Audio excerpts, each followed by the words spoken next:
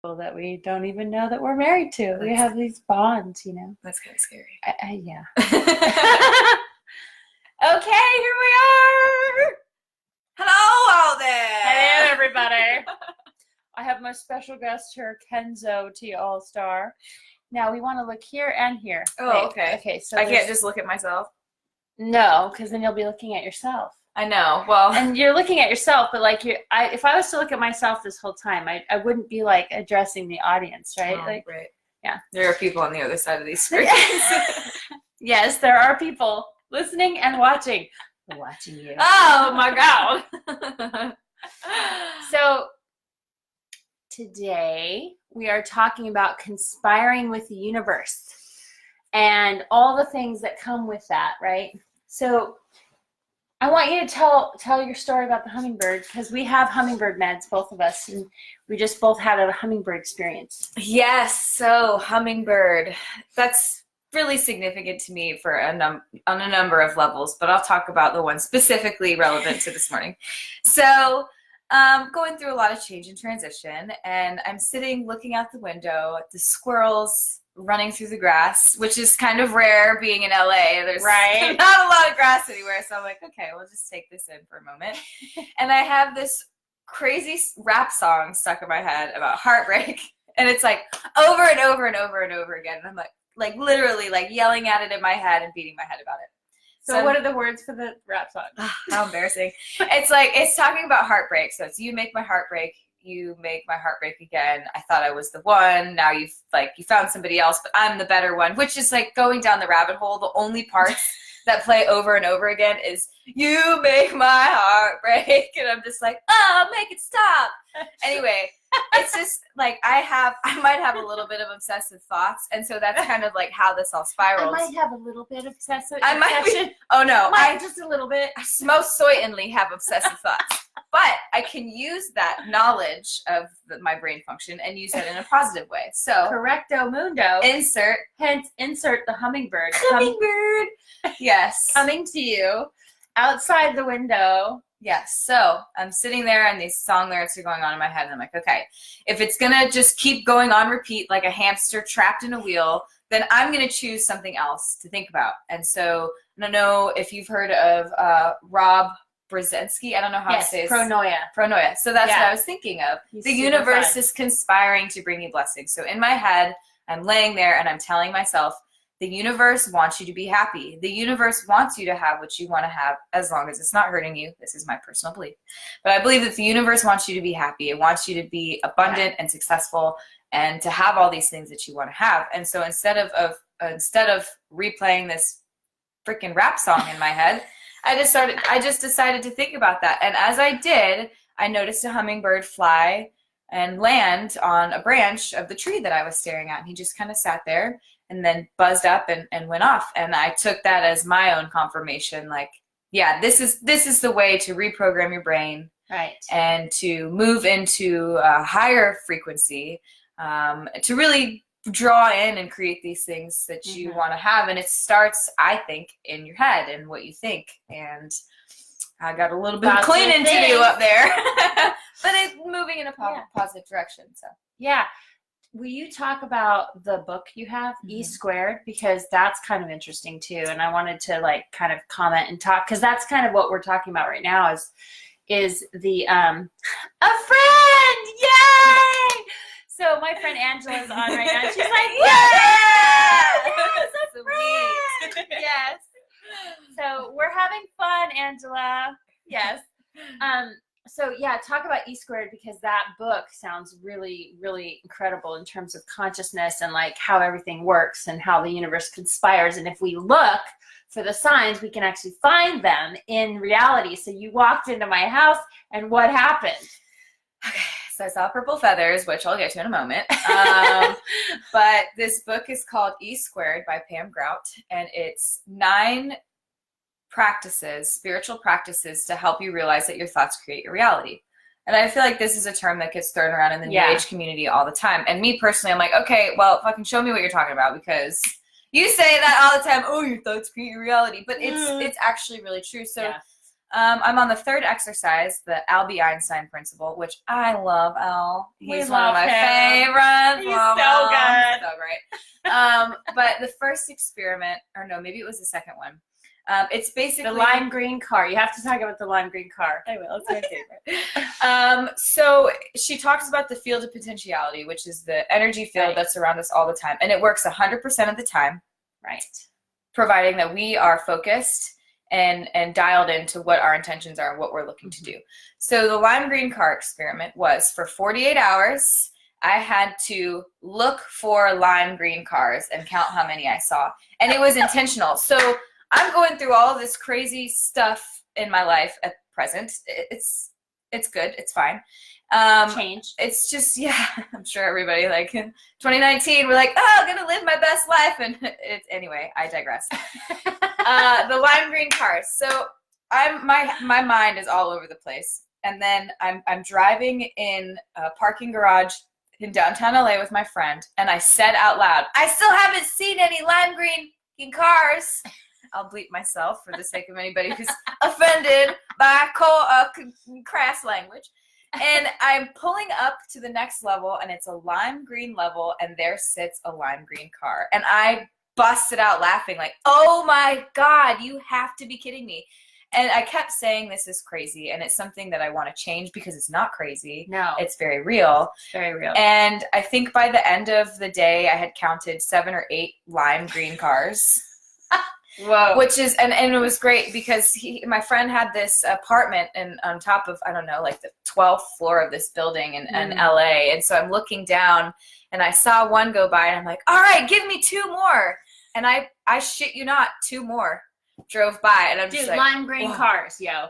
Right. Not the easiest thing to find. No, and they weren't, the first one I saw was not a taxi.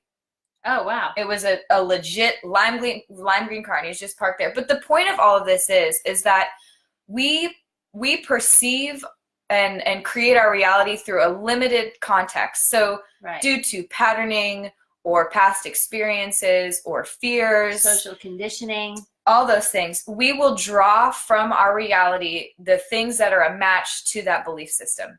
So by forcing myself to look for lime green cars, I am showing my mind, my subconscious mind, showing my whole self that is actually true. Mm-hmm. And then the next exercise was purple feathers. And I was a little bit more skeptical about this one because they're a little bit harder to see.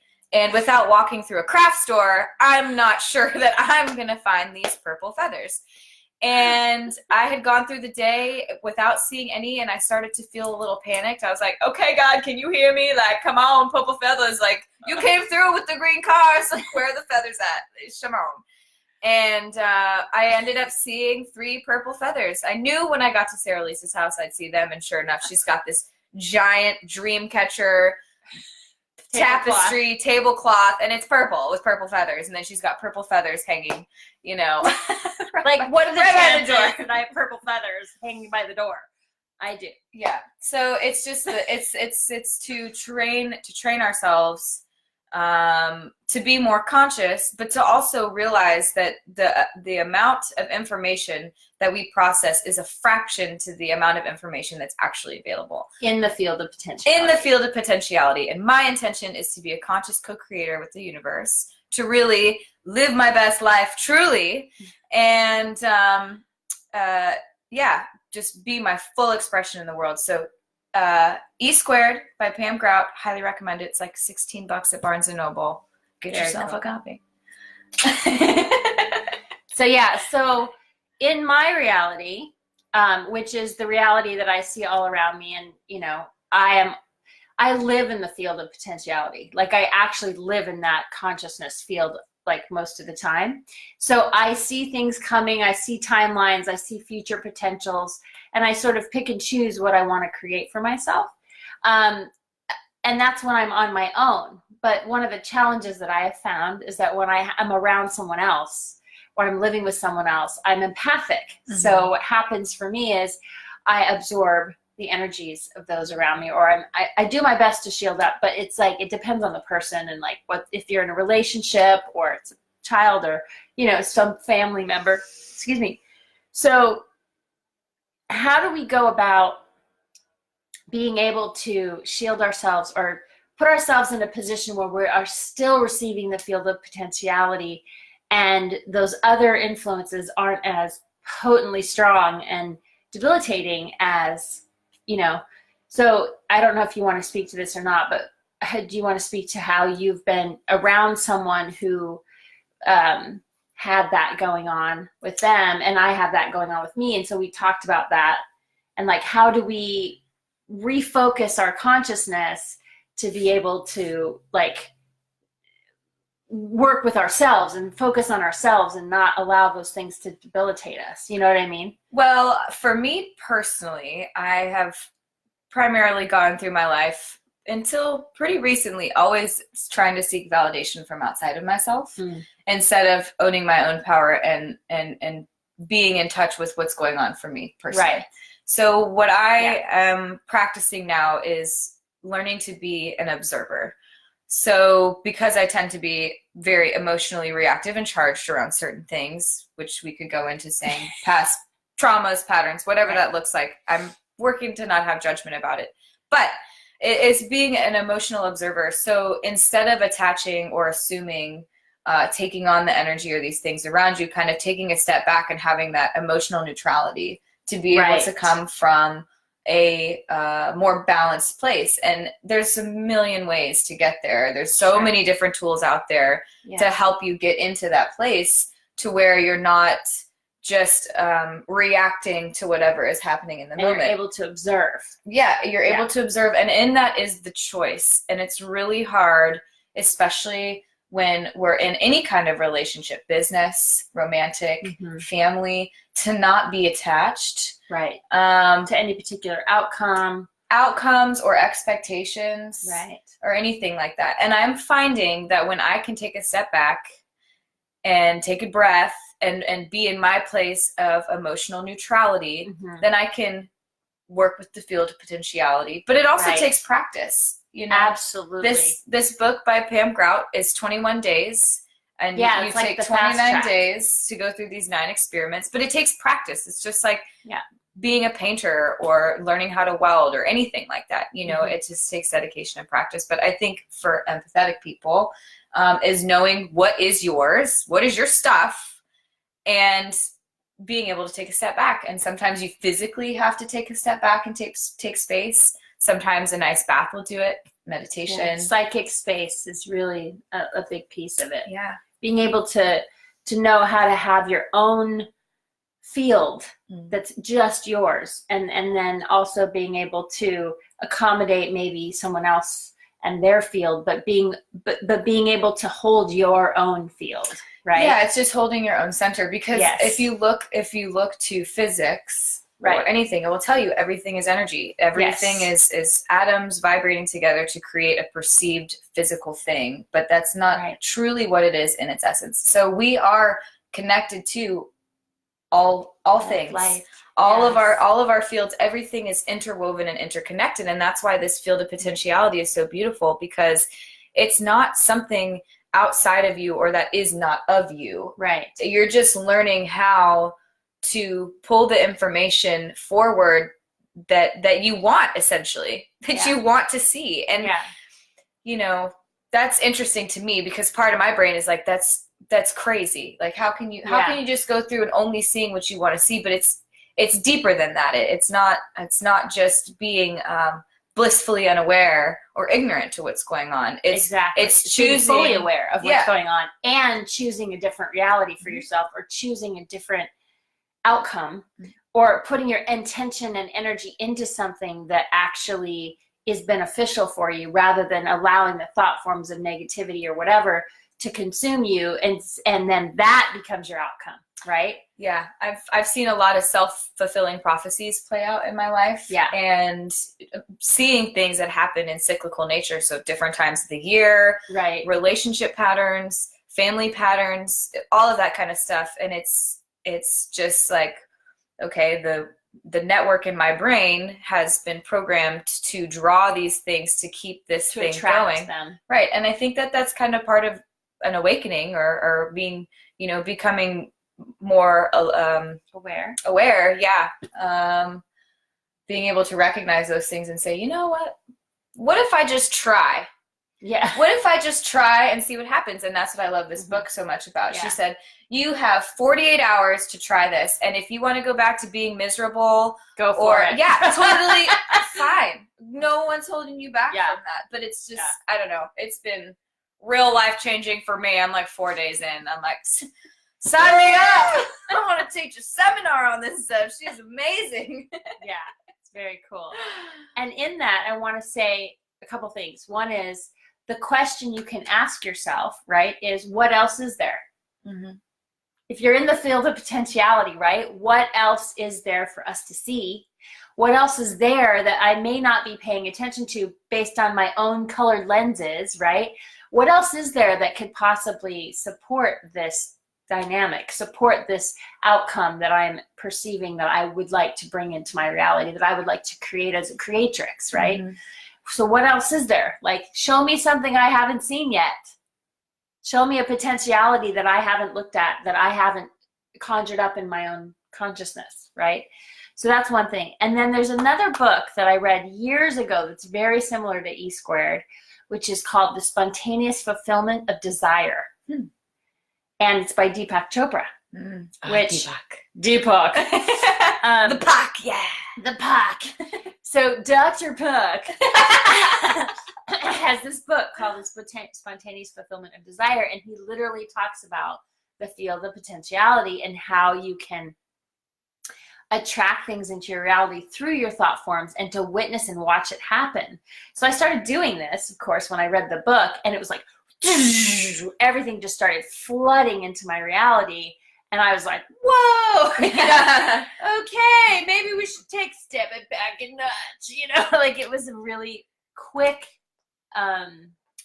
result for my experience. And then but I needed that. I needed to see it like in my face. I'm one of those people. I'm like, show it, prove it to me, universe, but now I'm in a place of trust because I've done it so many times that now I know that it works. Right. Like I have experience of it working in my life. And so I am solid in that most of the time. Like right now I feel a little bit like warbly, but usually I'm 100% solid with that. And I know beyond a shadow of a doubt that I am being supported fully and completely by source. Yeah. So I've stopped saying the universe a lot, and I say more like, source light or source, accessing source, whatever. So we all have the ability and the capacity to have vertical alignment, right? To align ourselves with our own source light energy rather than horizontal harvesting outside of ourselves. So what happens when we're in the field of potentiality is we're actually using the source light, the source energy that exists, and we're channeling it and directing it in such a way that we're not manipulating it, but we're directing it. Mm-hmm. We're channeling it into something, right? So if that's true, we can do that with anything, right? And we can do that with ourselves, but we can't help anyone else do it. We can actually only do it for ourselves. And we can show and hold the container, and other people can witness that, right? So how do we conspire with the universe? What do we want to conspire right now, today? What's our today in conspiring? Well, I'm going to find something really awesome at Goodwill. Yes. I'm going to go thrifting and find something to spray. Okay. I'm kind of open. I don't know, maybe a dress or some new sneakers. She's going to look cute for her date tomorrow night. Yeah. And I'm conspiring to find a table or two, maybe some desks, so that I can actually sit at a desk and do my website and do all the things I need to do rather than sitting on my bed all the time. So that's what I'm conspiring today, is to manifest Goodwill having desks for me, or whatever it is that we need to make this function and flow. Mm. I love that. Yes. So, hi Rory! She's got a little heart. Yeah, I love it. Oh, maybe she saw the tag. Yeah. Woo-hoo. Yeah, that worked out super good. Yay! I'm so glad. Hi, Rory. I don't know who you are, but you're probably super awesome if you're related to her. She's spam. Yeah. So what are some ways that we can, let's talk about tools, right? Because I feel like a lot of people want tools for how to conspire with the universe, for example. These are like practical tools that we can use to actually implement these things that we talk about. Well, so I'm giving you that. Yeah, that seems a little bit more complicated for me to answer because I feel like all the work and the things that I've done to get me to this place now have been over the last 10 years. And so I've used a lot of different tools. And for me, a lot of it has been a lot of like an emotional uncovering and getting to the bottom of these things that have been major issues in my life around trust, around faith. Like I've always been a really faithful person, but then on the other hand, there's this part of me that is very skeptical and doesn't believe. And it doesn't have to do with like faith in like the Lord Jesus. I believe in Jesus Christ, but I also believe in Buddha and all these other beings. Like I don't subscribe to just one. So different tools. I mean, astrology has been really helpful. I love oracle cards. Psychics have been my lifeline for a long time. Self-help books out the wazoo. But I think in the context of this conversation, books like or teachings on like the law of attraction or Esther Hicks, those kinds of things are really helpful. Again, this book, E Squared by Pam Grout, I can't recommend it enough. It sounds like a really awesome book. But I think, I'm not sure. I'm not sure how to answer exactly because it's a whole treasure chest of things that I've collected. Crystals. All kinds of things to kind of help. So one thing I would like to talk about is we had talked last night, right? We had a long conversation, and one of the things we talked about was you kind of know when you get to this place where you're healed. Like it's like you're no longer carrying all these subconscious belief systems that are sort of kicking your ass, and like you get to this place where you kind of settle and you're like, okay, I'm okay. You know, I have something to say now. So I just want to talk about that too, because that ties into this. Because what happens is in the law of attraction, if there's something there that's a belief system or something that's like an older belief system or a conditioned response to something, that can actually interfere with your drawing things into your reality. Right. Because manifestation, what I understand about manifestation or how it's worked for me in my life, is that you can have the good thoughts all day, but if your emotional response to it is, it's like with money, why everyone who hasn't had money issues at some point in their life are not known how money is going to come in. And if you tell yourself you're abundant, but you don't actually feel that way or believe it, then the feeling, the emotional vibration to that thought is gonna attract it in. So if you're not feeling faithful that things are going to work out, or you don't believe that they're going to work out, or you're not willing to believe. Willing statements are really helpful, and affirmations too. Like maybe you don't believe it. Maybe I don't believe that I'm going to, get $10,000 in the next 2 months, but I'm willing to believe that it is possible, because anything is possible, right? Anything is possible. So I think working with your own beliefs is really helpful. Yeah. And so what I want to say to that is when you are like, okay, so say you're doing like the universe is conspiring to meet my every need and all my needs are met and I am open to receiving the abundance of the universe, or I'm open to receiving my divine inheritance is what I say. Like I am welcoming in my divine inheritance of abundance. Like I trust that. I know that to be true because I've had that experience. However, I didn't get there just like, oh, it took me a long time to get to the place where I actually trusted that that was my reality, because I kept seeing the evidence, physical evidence showing up in my reality, right? So whenever I sense that energy coming into my field that doesn't feel like that, I know something.